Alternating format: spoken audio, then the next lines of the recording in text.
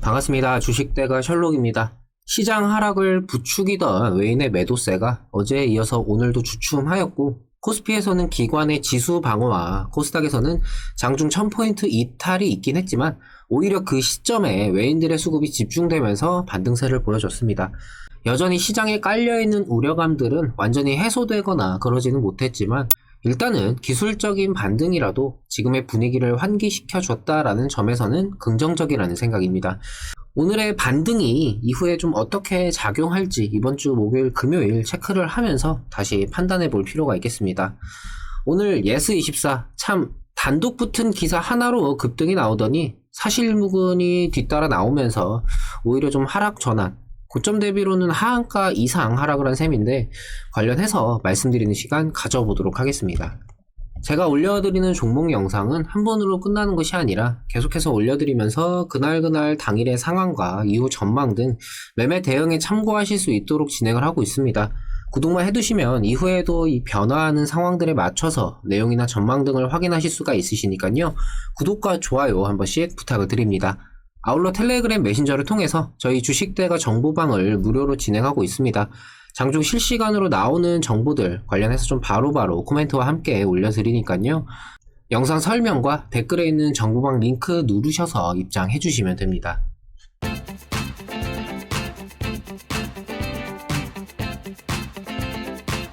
일단 이 양아치 같은 기자들 욕 좀 하고 시작하겠습니다. 물론 많은 기자분들 중에는 여전히 언론인의 양심을 가지고 올바른 기사를 쓰시는 분들도 많습니다. 하지만 어느샌가부턴가 이 단독 붙어서 호재 기사 나오고 주가 급등 나오고 난 뒤에 사실 묵은 뜨면서 상승폭을 쫙 반납해버리는 그런 일들이 확실히 예전에 비해서 좀 많아졌다라는 느낌인데요. 예전에도 이것과 좀 관련해서 제가 이야기를 하면서 이거 좀 법적으로 규제를 해야 하는데 왜 안 되는 걸까 하고 좀 푸념을 한 적도 있었습니다. 언론의 자유 이런 거는 개나 줘버리고 이런 기사 쓰는 기자도 아니죠. 소위 말하는 이 기레기들 계좌 까고 좀 주변 조사 철저히 해야 된다라고 생각을 합니다. 국민청원도 이게 좀 몇 번 올라갔던 걸로 아는데 이전에도 지금처럼 이렇게 단독 붙은 기사 나오고 주가 휘청이고 근데 그때 그 기사를 작성했었던 이 기자들이 좀 어떻게 됐는지 그런 내용들은 전혀 못 봤던 것 같거든요.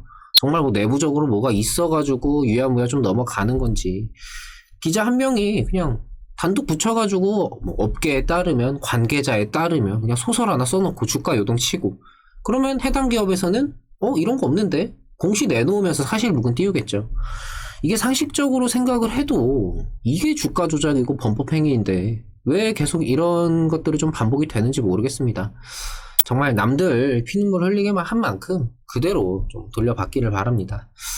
예스24 이야기를 좀 하겠습니다. 오늘 기사 하나로 주가가 좀 요동을 치면서 고점 부근에서 매수를 하신 분들은 손실이 좀 상당히 크신 상태이실 겁니다.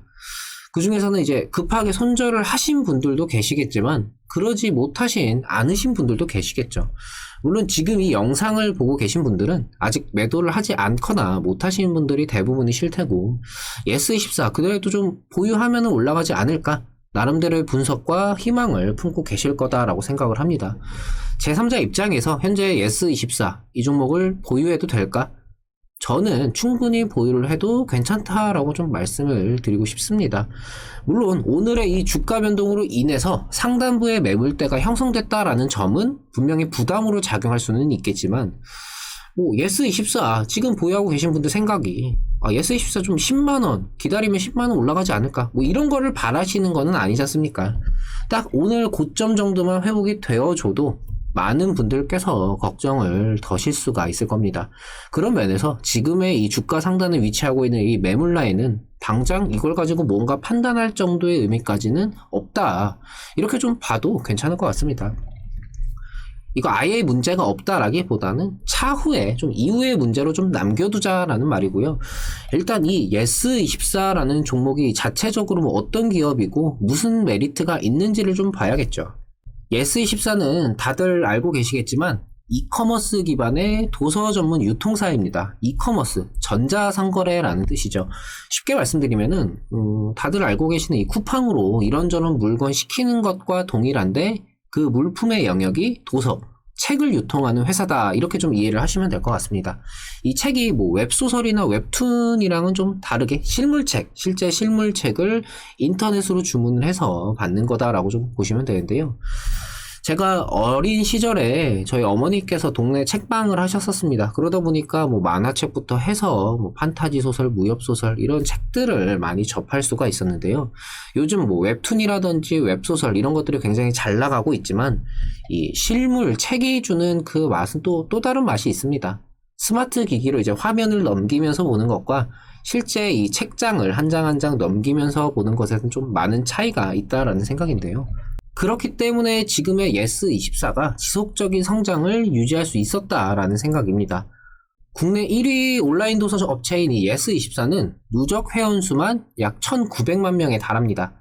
올 상반기 매출은 약 3,300억 원, 영업이익은 약 70억 원 규모로 전년 대비해서 약 9%와 20% 성장을 한 수치입니다. 코로나 사태 이후에 좀 비대면이 강조가 되면서 오프라인이 주가 되었던 도서 시장이 온라인으로의 좀 전환하는 이 시기에 마땅한 경쟁자가 없었기에 시장을 주도하면서 지금과 같은 성장을 보여줬던 거죠. 이 예스24의 모바일 앱 월간 순 이용자 규모는 140만 명 정도로 올해 초 대비해서 23만 명 정도 급증을 했습니다. 경쟁 업체인 밀리의 서재가 마케팅 비용을 좀 막대하게 소모를 했음에도 불구하고 48명 수준에 불과하다라는 점을 생각을 하면은 확실히 이 시장의 전환 시기 초기에 자리를 잡은 만큼 충성 고객층이 탄탄하다라는 것을 알 수가 있는데요. 인수 관련해서 뭐 이야기가 계속 나오는 이유도 이 주요 인터넷 기업이나 유통사들이 예스24의 이러한 충성 고객층을 활용해서 이커머스 기반의 확장을 노리고 있기 때문입니다. 오늘 이야기가 나왔던 뭐 네이버를 예로 한번 들어보자면은 네이버 스토어의 시스템을 예스24에 접목을 시키고 반대로 예스24의 이 충성 고객층을 네이버 스토어에 유입을 시키고 서로 상생하면서 시너지를 낼 수가 있기 때문입니다.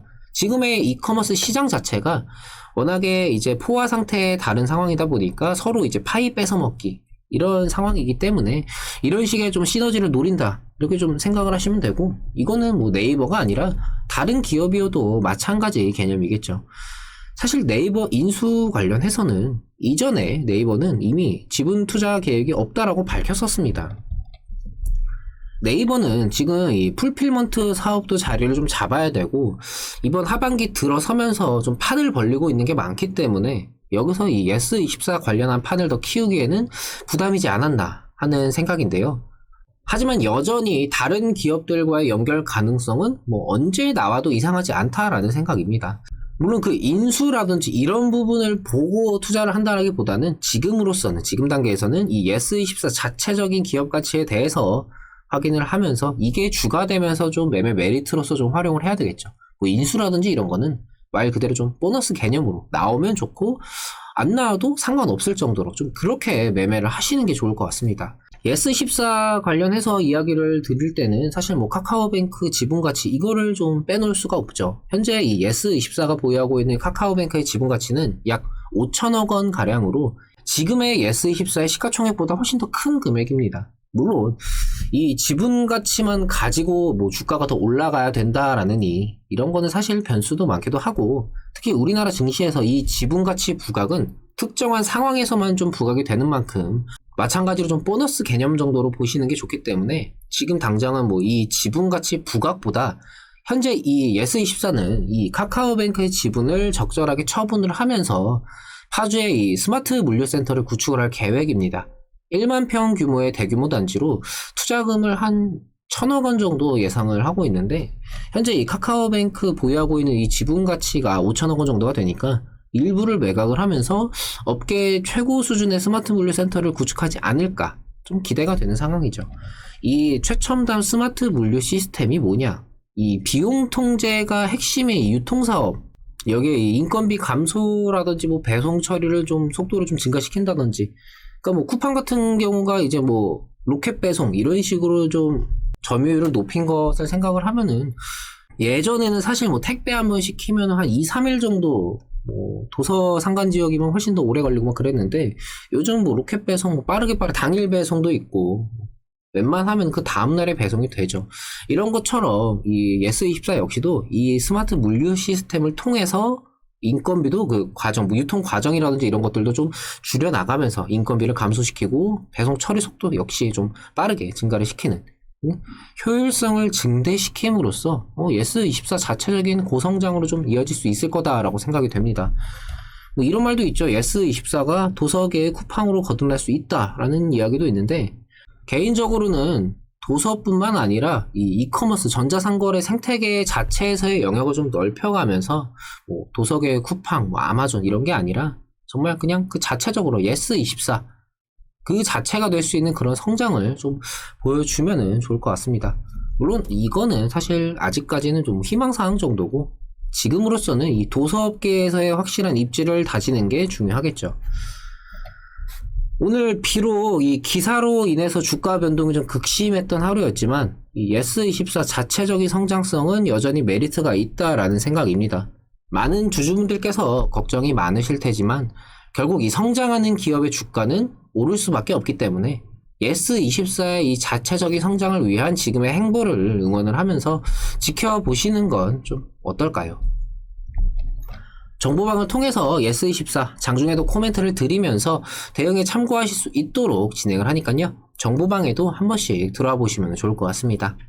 매일 아침 7시 30분 유튜브를 통해서 공개방송을 진행을 하고 있습니다.